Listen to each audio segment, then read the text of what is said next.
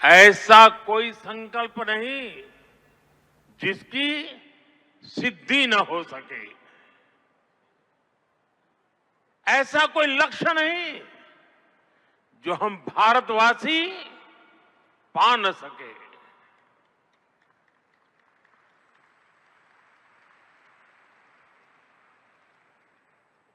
साथियों, वंदे मातरम के सामूहिक गान का ये अद्भुत अनुभव ये वाकई अभिव्यक्ति से परे है। इतनी सारी आवाजों में एक लय, एक स्वर, एक भाव, एक जैसा रोमांच, एक जैसा प्रवाह, ऐसा तारतम्य, ऐसी तरंग, इस ऊर्जा ने हृदय को स्पंदित कर दिया है।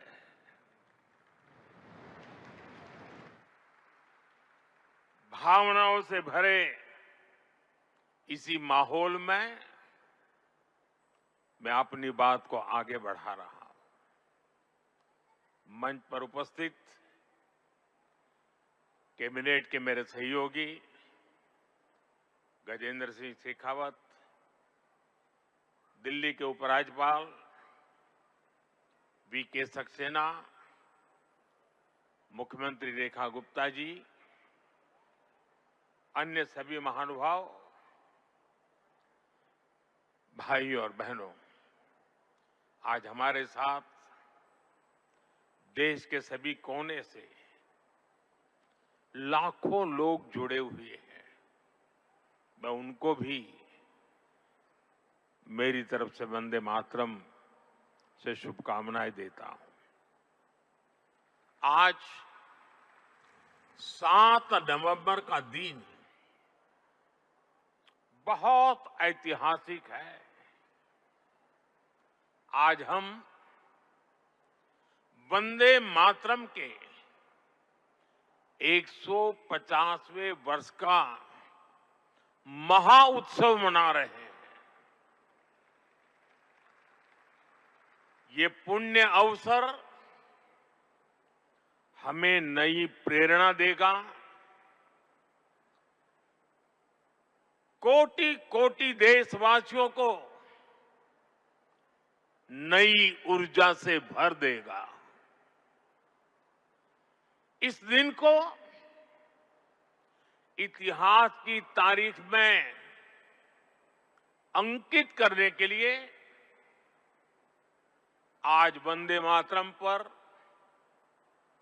एक विशेष कॉइन और डाक टिकट भी जारी किए गए हैं। मैं देश के लक्षावधि महापुरुषों को, मां भारती के संतानों को वंदे मातरम इस मंत्र के लिए जीवन खपाने के लिए आज श्रद्धापूर्वक नमन करता हूं और देशवासियों को इस अवसर पर बहुत बहुत बधाई देता हूं। मैं सभी देशवासियों को वंदे मातरम के 150 वर्ष पूरे होने पर बहुत बहुत शुभकामनाएं भी देता हूं।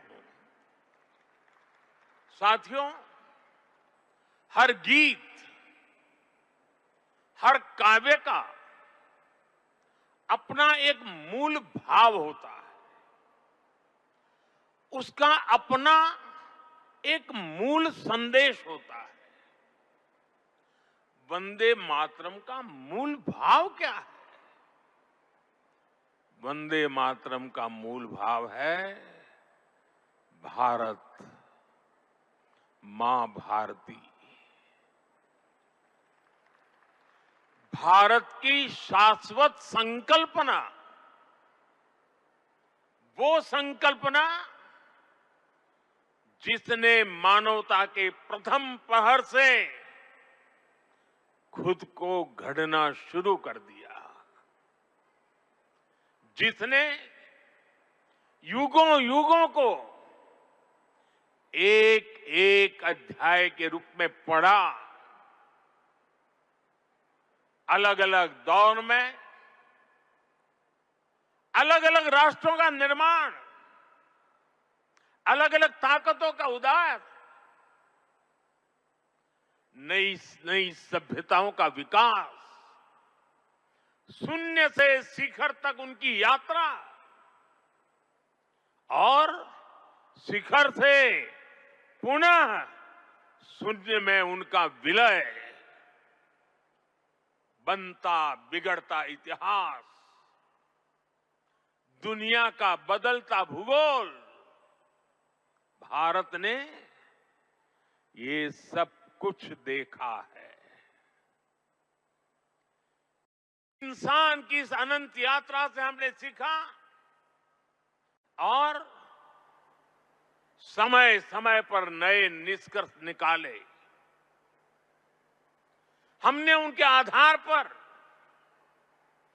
अपनी सभ्यता के मूल्यों और आदर्शों को तराशा, उसे गढ़ा। आनंद मठ में वंदे मातरम का प्रसंग, वंदे मातरम की एक एक पंक्ति के, बंकिम बाबू के एक एक शब्द के, उसके हर भाव के अपने गहरे निहितार्थ थे, निहितार्थ है। ये गीत गुलामी के कालखंड में रचना तो जरूर हो गई उस समय, लेकिन उसके शब्द कुछ वर्षों की गुलामी के साए में कभी भी कैद नहीं रहे। वो गुलामी की स्मृतियों से आजाद रहे। इसलिए वंदे मातरम हर दौर में, हर कालखंड में प्रासंगिक है। इसने अमरता को प्राप्त किया है। वंदे मातरम की पहली पंक्ति है, सुजलाम सुफलाम मलयज शीतलाम सच्य श्यामलाम मातरम। अर्थात प्रकृति के दिव्य वरदान से सुशोभित हमारी सुजलाम सुफलाम मातृभूमि को नमन। साथियों, यही तो भारत की हजारों साल पुरानी पहचान रही है। यहां की नदियां, यहां के पहाड़, यहां के वन वृक्ष और यहां की उपजाऊ मिट्टी, ये धरती हमेशा सोना उगलने की ताकत रखती है। सदियों तक दुनिया भारत की समृद्धि की कहानियां सुनती रही थी। कुछ ही शताब्दी पहले तक ग्लोबल जीडीपी का करीब 1/4 हिस्सा भारत के पास था। लेकिन भाइयों बहनों, जब बंकिम बाबू ने वंदे मातरम की रचना की थी, तब भारत अपने उस स्वर्णिम दौर से बहुत दूर जा चुका था। विदेशी आक्रमणकारियों ने उनके हमले, लूटपाट, अंग्रेजों की शोषणकारी नीतियां, उस समय हमारा देश गरीबी और भूखमरी के चंगुल में करा रहा था। तब भी बंकिम बाबू ने उस बुरे हालात के स्थितियों में भी चारों तरफ दर्द था, विनाश था, शोक था, सब कुछ डूबता हुआ नजर आ रहा था। ऐसे समय बंकिम बाबू ने समृद्ध भारत का आह्वान किया, क्योंकि उन्हें विश्वास था कि मुश्किलें कितनी भी क्यों न हो, भारत अपने स्वर्णिम दौर को पुनर्जीवित कर सकता है। और इसलिए उन्होंने आह्वान किया, वंदे मातरम। साथियों, गुलामी के उस कालखंड में भारत को नीचा और पिछड़ा बताकर जिस तरह अंग्रेज अपनी हुकूमत को जस्टिफाई करते थे, इस प्रथम पंक्ति ने उस दुष्प्रचार को पूरी तरह से ध्वस्त करने का काम किया। इसलिए वंदे मातरम केवल आजादी का गान ही नहीं बना, बल्कि आजाद भारत कैसा होगा, वंदे मातरम ने वो सुजलाम सुफलाम सपना भी करोड़ों देशवासियों के सामने प्रस्तुत किया। साथियों, आज ये दिन हमें वंदे मातरम की असाधारण यात्रा और उसके प्रभाव को जानने का अवसर भी देता है।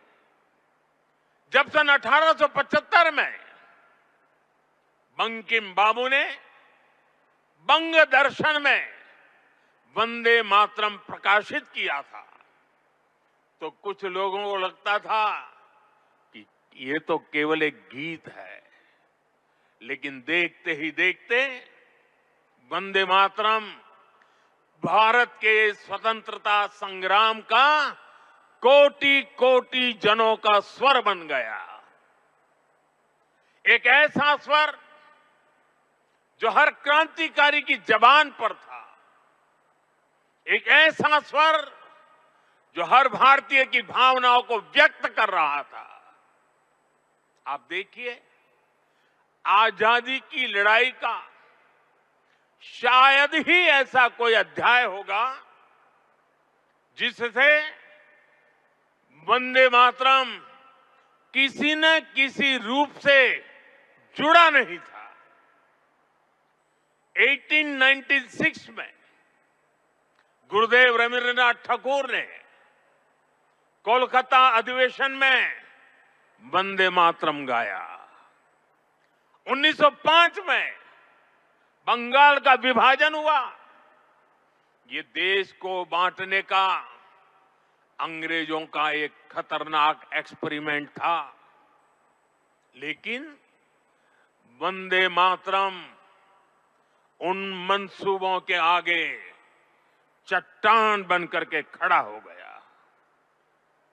बंगाल के विभाजन के विरोध में सड़कों पर एक ही आवाज थी, वंदे मातरम। साथियों, बरिसाल अधिवेशन में जब आंदोलनकारियों पर गोलियां चली, तब भी उनके होठों पर वही मंत्र था, वही शब्द थे, वंदे मातरम। भारत के बाहर रहकर आजादी के लिए काम कर रहे वीर सावरकर जैसे स्वतंत्र सेनानी, वो जब आपस में मिलते थे तो उनका अभिवादन वंदे मातरम से ही होता था।